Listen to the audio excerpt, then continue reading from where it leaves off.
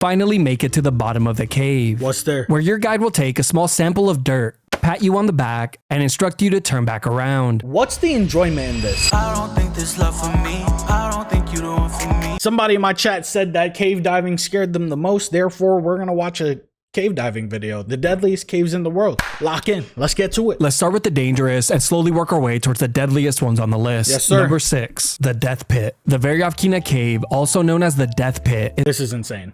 This is ridiculous. You're not gonna catch me going down no type of road in order to reach the bottom of a cave that there's nothing down there. There's nothing down there. I guess today's stream should have been reacting to adrenaline junkies, because all I've been doing is reacting to adrenaline junkies this entire stream. I don't see the need for this at all. Is located in Georgia and is the deepest known cave on the planet, extending 2,209 meters. For reference, it could fit around 24 statues of liberty inside.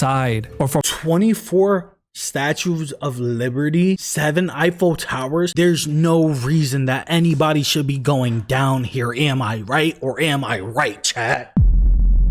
Tell me I'm right. There's no need for this. This is buffoonery. my European audience, 7 Eiffel Towers. And for the rest of the world, 31,680 Big Macs. For the rest of the wait, how many cheeseburgers? world, 31,680 Big Macs. That's crazy. There has only been one 30,000? recorded fatality inside of the cave, but don't let that number fool you. This is one of the most dangerous caves on the planet. As you begin your journey, you will be presented with your first challenge, finding it. Since the entrance to the cave is a small 3x4 meter opening in the middle of nowhere. Once you found the entrance, there will be no warm-up, as you will begin by rappelling down a pitch black vertical drop. But this— Okay, but hold up though. Isn't that kind of unsafe though? What if look, right now, don't call me mortifying for this, right? But what if kids are just running out in the field and they somehow just stumble across this little hole, don't know any better, go into the hole, and now they're just free falling all the way to the bottom of 7 Eiffel Tower? Am I crazy for thinking this? opening in the middle of nowhere. Once you found the entrance, there will be no warm-up, as you will begin by rappelling down a You have to go far out of your way to find it, man. It's not like anyone will stumble on it. You never know. You never know. There's people who just be stumbling across shit. You never know. pitch black vertical drop. But this is just the beginning, as there will be many vertical drops that will continue to take you deeper and deeper into the complex cave system. And as you continue to work your way down, the temperatures will very quickly drop to near freezing, and humidity will skyrocket to 100%, making the limestone walls and floors extremely slippery, adding some much needed comedic relief. But as you work your way from Camp 1, How does that work though? How does it work that it starts to get extremely freezing, but then the humidity goes up? Would that make sense logically? I mean, obviously it has to, right? I'm not educated enough to have this knowledge. 2, 3, 4, and finally 5, you will have to rappel through freezing waterfalls, squeeze through multiple narrow, twisting tunnels that are barely the size of a human body, and walk through chest-deep freezing waters. No. But after 4 days of descending and pure agony, you finally make it to the bottom of the cave. What's there? Where your guide will take a small sample of dirt, pat you on the back, and instruct you to turn back around, since they got what they came for. Number 5, the Deep Abyss. You're taking 4 days out of your life to go into this tunnel, this cave system for nothing. There's nothing at the bottom of it. I saw a video today, or like a clip, where it's just like people love to do cave diving. They squeeze through these tiny ass holes in the ground where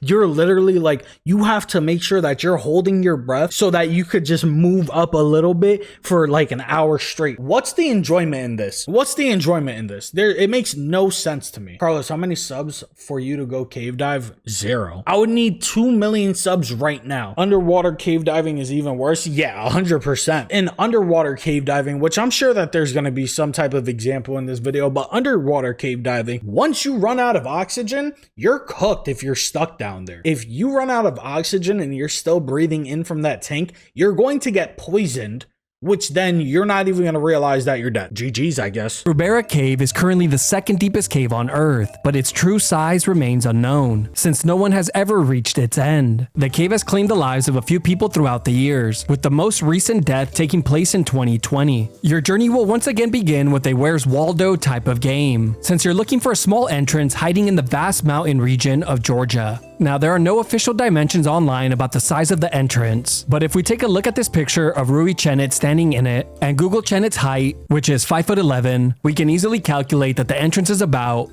1¼ Rui Chenets in length.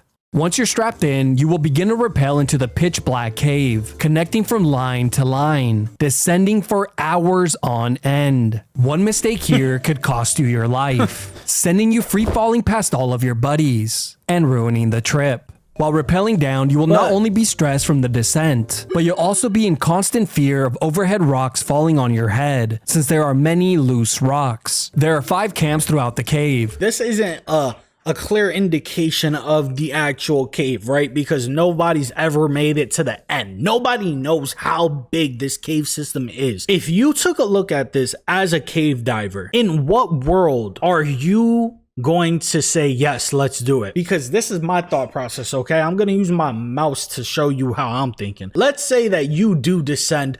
You go, you take all the right turns, right?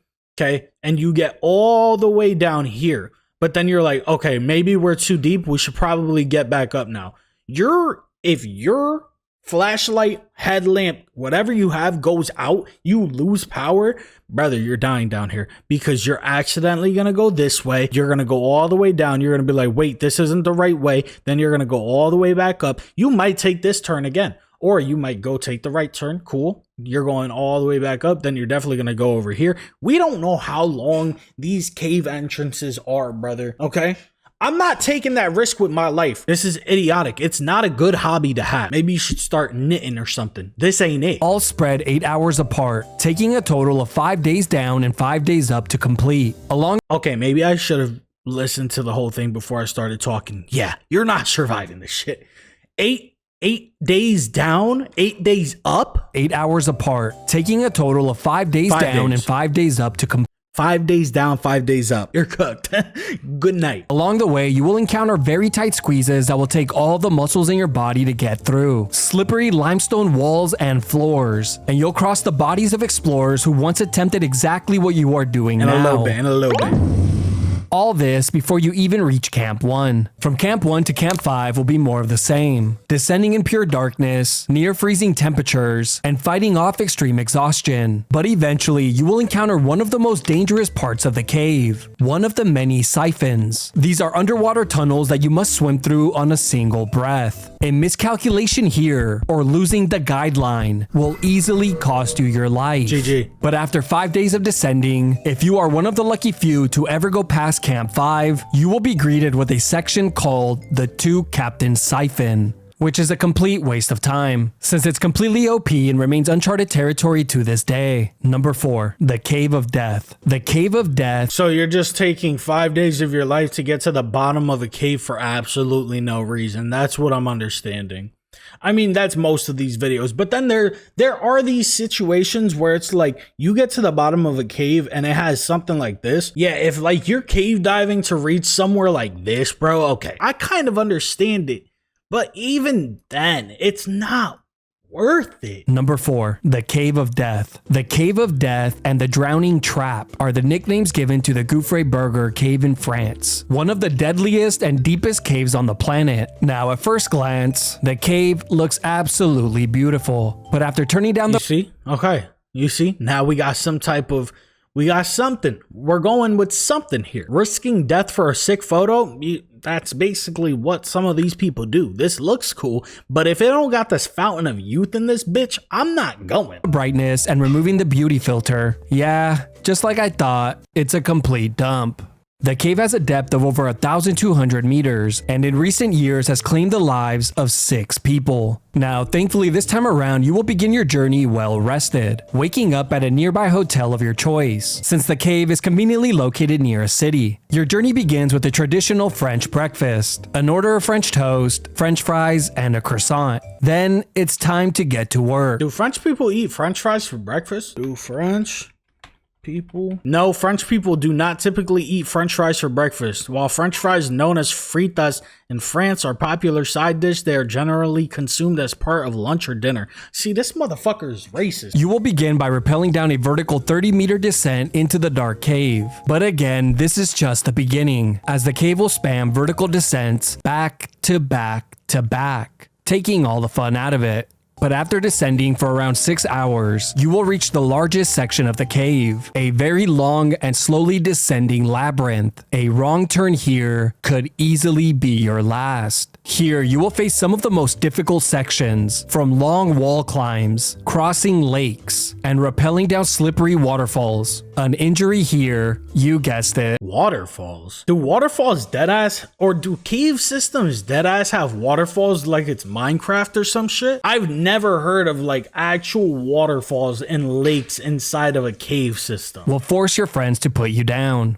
But if you're one of the lucky few who manages to descend around 30 hours, you will have reached the final section of the cave, a section called the Terminal Sumps, a DLC add-on that was discovered in the 1950s, requiring diving gear to access. To this day, this large underwater section hasn't been fully mapped out due to its strong currents, low visibility, and freezing cold temperatures. Number 3. Jacob's Well. Imagine maining the most universally hated and worst type of level, water levels. Jacob's Well is a popular swim hole located a few miles away from Austin, Texas. The cave has taken the lives of at least 9 divers in recent years, with some of their bodies remaining inside of the cave to this day. If for some strange reason you chose underwater cave exploring as a hobby, your journey will begin with a vertical descent into the cave. Soon you will realize that the cave is slowly narrowing, leading you to a section called the Restriction, which is a long and confined passage. In fact, it's so tight that divers must mount their air tanks at their sides, instead of the usual back position, just to squeeze through. Now, thankfully, we have all done this one once before, so experience should play a factor. The following section is terrifying, since it looks the same in either direction, so if you lose focus or get disoriented, even for a second, you could lose track of which way you came from and where you were going, putting you in a deadly situation where you could believe that you're heading out of the cave, when in fact, you're going deeper into the system. But if you were lucky enough to stay focused and continue in the correct direction, you will eventually reach the next section, the Shallows, a narrow and confined area where you must be careful not to stir up the silt-covered floors, as doing so will instantly cause the water to become extremely murky, reducing— Yeah, I've heard about this in a lot of cave diving videos. If you get like this little dirt or sulfur or whatever it's called, whatever he just said, you lose complete visibility. It's like when you're at the beach and you're under the water. I don't know if you guys go under the water at the beach. I do though. Somebody like kicks up the sand and then you just can't see anything anymore. Imagine that happening in a very confined space and you're trying to figure out where to go,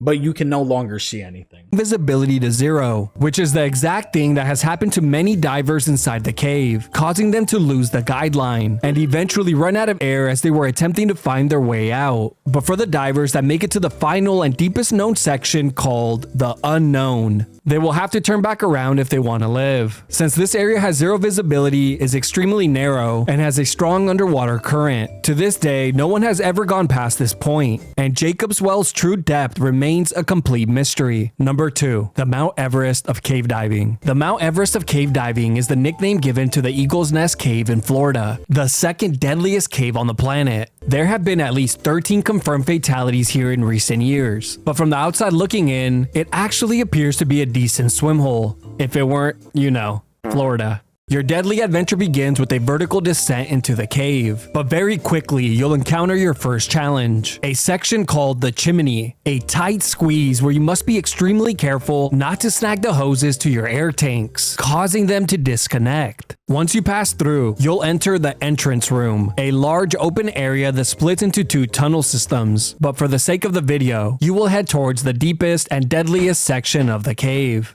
But my thing is, if you hear this cave is the Mount Everest of sea cave diving or underwater diving, why in the world would you say, okay, I'm finna dive here? Mount Everest has so many bodies on it that it's unfazed to anybody who climbs mountains at this point. You view those dead people on Mount Everest as landmarkers. How far did you get? We got to the guy that has the red puffer coat on. Yeah, that's about how far we got. If that's not the most fucked up thing as a society, I don't know what is. Okay, you're using dead people as markers. Here, you will be greeted with this infamous sign warning you to stop and turn back around to prevent your own death. You continue. Human Says this nature to message is conquer stuff? Yeah, I understand it's human nature to conquer stuff. But it's the dumbest shit. I don't know, man. It's ego. It's ego. obviously for someone else. As you push deeper into the complex cave system with your underwater scooter, you'll soon come across the most dangerous section, one that has claimed many lives, a passage called the Pit. This tight and confined area requires divers to carefully squeeze and twist through without damaging their gear. It's not uncommon for divers to take multiple attempts to successfully pass through. Now would also be a good Nah, because the moment that your hose gets caught on something and it tears, you're dead. time to mention a deadly condition that's claimed the lives of dozens, if not hundreds of divers, nitrogen narcosis. It's caused by the increased absorption of nitrogen while under pressure, and This is what I was talking about. Getting this immediately makes you loopy. You no longer have a sense of direction. You start to get tired. You could pass out. This is the moment that you know that you're in trouble and you can't even do anything about it. makes the divers feel intoxicated, similar to being drunk. So you're probably thinking, cave diving is actually beginning to not sound so bad. What's the issue? Well, when people are drunk, they tend to make bad decisions, like taking unnecessary risks, losing track of time, and becoming uncoordinated. Now, of course, that shouldn't be a problem for you, since you were never coordinated to begin with. But again, for the sake of the video, let's say you manage to squeeze and twist through this deadly section. You'll now move past maze-like narrow passages, carefully avoiding not to disturb the silt-covered floors, because doing so could easily become a death sentence, causing you to lose visibility and all hopes of finding your way back out. But if by some miracle you manage to descend over 300 feet to the deepest known section of the cave, known as the Room of Dreams, well, you can be proud of the fact that you are one of the very few people on Earth to have ever laid eyes on it. The cave continues beyond this point, but no one has explored further due to depth pressure, visibility issues, and technical challenges. Number 1. Ginny Springs. Ginny Springs in Florida has everything you could ever This water looks fucking beautiful. This water looks absolutely stunning.